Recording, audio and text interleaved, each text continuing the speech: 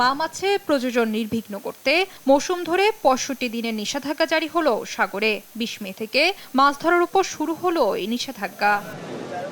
মৎস্য অধিদপ্তর বলছে, সাগরে মাছের সুষ্ঠু প্রজনন, উৎপাদন, সামুদ্রিক মৎস্য সম্পদ সংরক্ষণ এবং টেকসই মৎস্য আহরণের জন্য এই নিষেধাজ্ঞা।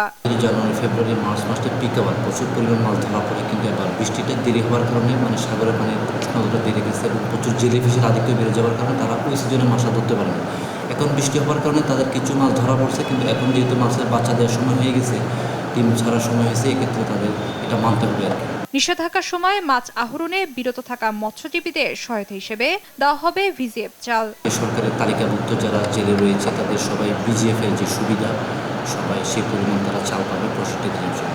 তারা ধৈর্য সহকারে ব্যান্ডটা যদি তারা মান নেয় এবং কোনোভাবে অনিয়ম করে মাছ ধরতে না যায়, তাহলে সেই সুফলটা তারা ভোগ করবে।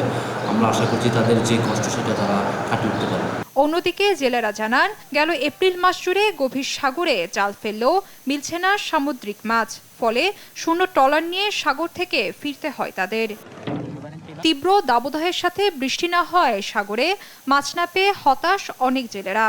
তাই এর মধ্যে ৬৫ দিনের নিষেধাজ্ঞা আসায় চরম দুশ্চিন্তায় তারা। আমাদের চলতে ফিরতে অনেক কষ্ট হয়ে যায়। আমরা সাগর থেকে মাছ ধরে আমাদের ছেলে মেয়ে মা বাবাকে আমরা চালাতে পারি, যে তাদেরকে খাদ্য দিতে পারি। যদি ৬৫ দিন বন্ধ দেয় তাহলে আমাদের আর মাছ ধরা যাবে না।